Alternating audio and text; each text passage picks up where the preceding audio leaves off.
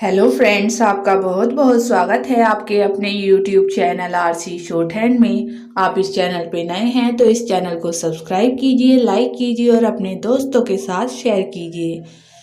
आपको रोज 2 डिक्टेशन उपलब्ध होता है, एक एसएससी के लिए और दूसरा जो संपादकीय है डिक्टेशन, वो आपका समूह ग और घ की डिक्टेशन है, जो कि आपको वहाँ पे जब आप समूह ग की शॉर्ट हैंड देने जाते हैं तो आपको वैसे ही डिक्टेशन दी जाती है, तो आप इन्हें जरूर लिखें। आज का डिक्टेशन 5 सेकंड में शुरू होगा।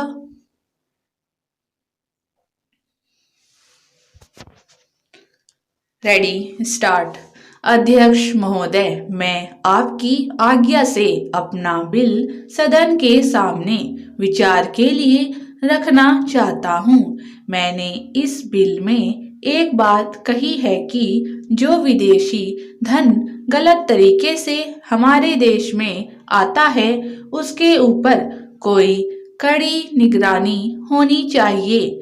मैंने इस बिल में यह भी कहा है कि कोई भी पार्टी, कोई भी संस्था, कोई भी आदमी अगर विदेशों से धन लेता है तो उसकी सूचना तुरंत सरकार को दी जानी चाहिए। उस आदमी या उस संस्था के लिए यह भी अनिवार्य हो कि उस राशि का पूरी तरह से लेखा जोखा रखे और 1 वर्ष के बाद उस राशि के खर्च का पूरा लेखा जोखा सरकार के पास भेजें, ताकि सरकार को मालूम हो सके कि कितना धन विदेशों से आया तथा वह किस प्रकार खर्च हुआ। इस सदन में इस संबंध में अनेक बार बहस हो चुकी है। स्वयं गृह मंत्री जी ने यहाँ कहा था कि वह इसके संबंध में एक बिल सदन में लाएंगे, लेकिन मुझे बड़े दुख के साथ कहना पड़ता है कि 2.5 वर्ष बीत जाने के बाद भी आज तक वह बिल सदन में नहीं आया। आज अगर कोई यह कहे कि मैंने यह पैसा अमेरिका से लिया है या चीन से लिया है या अन्य देश से लिया है, तो उसके ऊपर आज कोई भी मुकदमा नहीं चल सकता। आज हमारे देश में कोई कानून ऐसा नहीं है जो इस चीज पर प्रतिबंध लगा सकता हो। आज 3 बड़े बड़े देश हैं जहां से हमारे देश में पैसा आता है। कुछ पैसा अमेरिका से आता है, कुछ चीन से आता है और कुछ पाकिस्तान से आता है और छुटपुट अन्य देशों से। इस प्रकार का धन हमारे देश में कितना फैला है, अगर इसकी ओर आप ध्यान देंगे तो एक चिंताजनक स्थिति आपके सामने आकर खड़ी हो जाएगी। अगर इसी तरह से चलता रहा तो हो सकता है कि एक दिन हमारे देश की सुरक्षा, प्रजातंत्र की सुरक्षा खतरे में पड़ जाएगी। विदेशी सेना हमारे देश पर आक्रमण न कर सके, इस बात की चिंता तो हमारी सरकार करती है, लेकिन विदेशी धन की कोई चिंता यह सरकार नहीं कर रही है।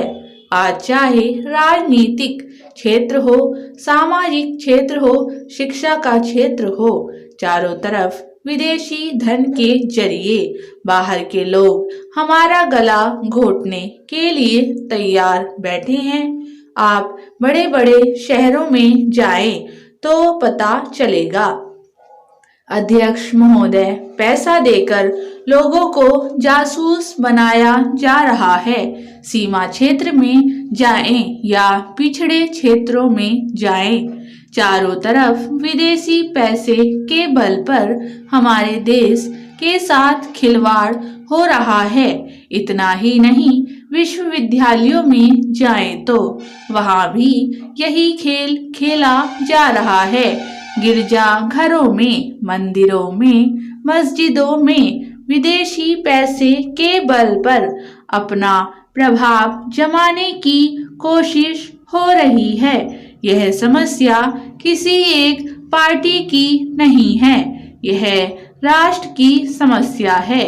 आज सदन में वित्त मंत्रालय की मांगों पर बहस हो रही है। सरकार के हर विभाग का वित्त मंत्रालय से संबंध होता है। देश में जो प्रगति हुई है और हो रही है उसकी काफी चर्चा हुई है। जो प्रगति हुई है वह चारों ओर दिखाई पड़ रही है। कम से कम रेल विभागों में तो काफी प्रगति दिखाई पड़ रही है। रेलों में अब भीड़ कम होती है। बिजली का भी काफी विकास हुआ है, लेकिन देहातों की तरफ हमारा जो दृष्टिकोण है उसको देखकर कुछ कष्ट होता है। अभी जो जनगणना हुई है उसको देखने से मालूम होता है कि शहरों की जनसंख्या अधिक बढ़ी है। आज देहातों से लोग शहरों की तरफ आ रहे हैं। हमारे राष्ट्रपिता ने कहा था कि लोग देहातों में बसें, देहातों के जीवन को पवित्र करें, लेकिन स्वराज्य के 55 वर्ष बीत जाने के बाद भी देहातों की तरफ न जाकर शहरों की तरफ लोग आते जा रहे हैं। इस प्रश्न पर हमको कुछ गंभीरता से विचार करना होगा। अगर देहातों में लोगों को सुख सुविधाएं मिलती तो जो आज शहरों में प्राप्त हैं, तो लोग देहातों से शहरों की तरफ न दौड़ते बल्कि शहरों से देहातों की तरफ जाते।